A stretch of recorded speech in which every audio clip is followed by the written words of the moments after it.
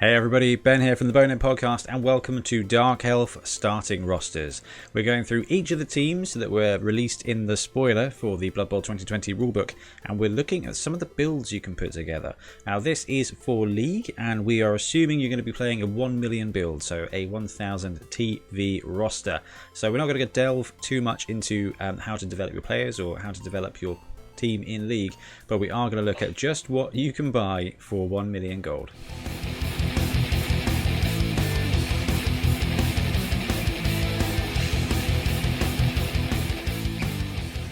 So some of the key changes for the Dark Elf roster, it really is the Assassin. So the Assassin got cheaper, it went down 5k, and their movement increased to movement 7. So if you've played Dark Elves before, you'll know that the Assassin, not really much of an option for a team. If you played against Dark Elves, you've probably not played against an Assassin, or if you have, you've probably quite enjoyed it. It's a cool idea, shadowing and stab, but armor 7 just means that you're either stab blitzing or you're going to die next turn. So at least this way round, the Assassins have got slightly cheaper and they can become another movement 7 piece. So it makes them more considerable, but definitely not as ubiquitous as some of the other positions. So Blitzers and Witch Elves are amazing. The Runner is good, but in Blood Bowl 2020, the pass stat has been introduced and everybody's passing ability, apart from throwers, got worse. So the Dark Elves took it really hard on the chin here. The thrower for their team is the Runner, and the Runner has a passing of 3+, which is not great. So essentially, as far as passing is concerned, the Runner got demoted by 1 point. The rest of the team, we're looking at 4+ passing across the board, 4+ or 5+ for some of the other players. So if you were thinking of playing a passing Dark Elf team, this is not really going to be the team for you. And one thing to be mindful of is that passing dropping to 3+ hurts the dump off skill that the Runner does come with. However, movement 7, getting passing access to get that all important leader reroll early is still considerable, and a 3+ pass is not bad. So first up, roster-wise, we've got the 4 Blitzer build. Those of you that ran Dark Elves in the last season will be very familiar with this. It's an expensive team, with the Blitzers coming in at 100k and the Witch Elves coming in at 110. You're going to struggle to get everything that you want in your team straight from the beginning. Let me just double check. Yeah, Blitzers 100 and Witch Elves 110, Assassins 85, Runners 80, Linemen 70. 50k rerolls. However, if you want your positionals, you're going to struggle with those. So this is historically one of the better builds for League. You get your 4 Blitzers early and you do have your Runner. So you've got a little bit extra movement there. So that's 5 players with movement 7. The Blitzers are amazing players. So they're now pass 4+. So agility 2+, pass 4+. They get block.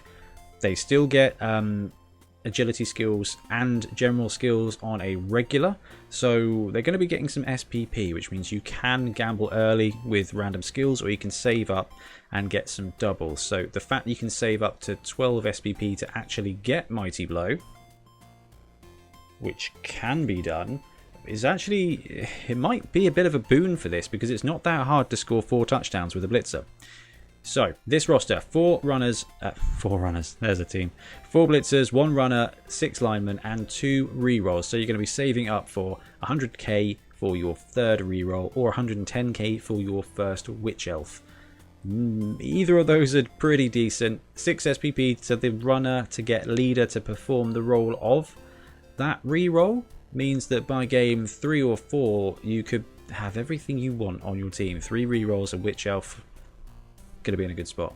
But if you want to start with the Witch Elf, you can. What you do lose is the Runner, so your team is going to be 1 movement slower, and it replaces a Blitzer, so your team is going to be well, actually the armor values are going to stay the same because you have to pick up an extra extra lineman.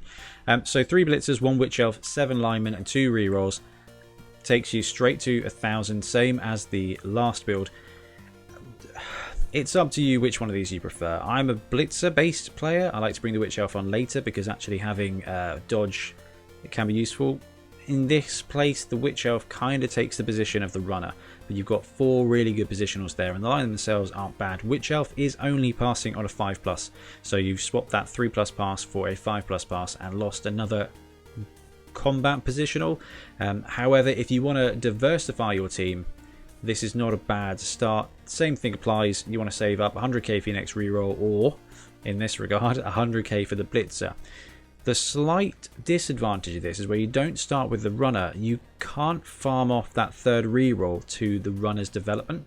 So if you look at the other build, what you could do is get 2 touchdowns on the runner, select leader, get your third reroll, and save up your cash for your positionals until later on down the line you can buy that reroll, get rid of your runner, or build another one. So slight advantage I think goes to the 4 Blitzers, plus you get a bit of block in there, slight block advantage. But if you want dodge, just put 6 SPP on a Blitzer and get them dodge. Witch Elf, however, is a lot of fun with Frenzy, so definitely a solid second build. And if you are a Witch Elf madman like Ian Triple Pow Triplo from our local club, this might be a roster worth looking at. It is subpar and I wouldn't necessarily recommend it, but like some of the rosters we've looked at, it's fun to have an alternate build. So if you want to run a Dark Elf team that is different and gives you some different options with a lot less consistency, try this one. So 2 Witch Elves, 2 Assassins, 6 Linemen and 1 Runner. 2 rerolls on top of that takes you to 990. So you've got 11 players and 5 of them are armor 7, but 5 of them are movement 7. 2 of them come with dodge, and then you've got 2 Assassins in there as well. You've got the runner that can maneuver the ball. This is a slightly faster team, or at least a slightly more agile team with the dodge in there, and you do have some shadowing. It will win less, but it will be a very unique build. A couple of Witch Elves doing some murdering, some Assassins taking the occasional stab if you can keep them alive. It will be interesting to see if Assassins are of any use in this format. I mean, we've got some skills. I personally have enjoyed Frenzy with them, but with 2 Witch Elves it's going to be interesting. Anyway, the whole point is that this is a Kane build. So you've got the Witch Elves, you've got the Assassins. They who love the god of murder could be doing some murdering on the Blood Bowl pitch. That is the last Dark Elf roster we have for you today. So let us know in the comments below which of these rosters you're going to be taking, or if there is a different build, because I'm a fan of the 4 Blitzers. I know that Ian has run the Witch Elf startup for League, but the Kane's Pain one could be interesting for when you get a little bit bored or want to try something a little bit different. Anyway, thanks very much for watching, and we will see you again soon.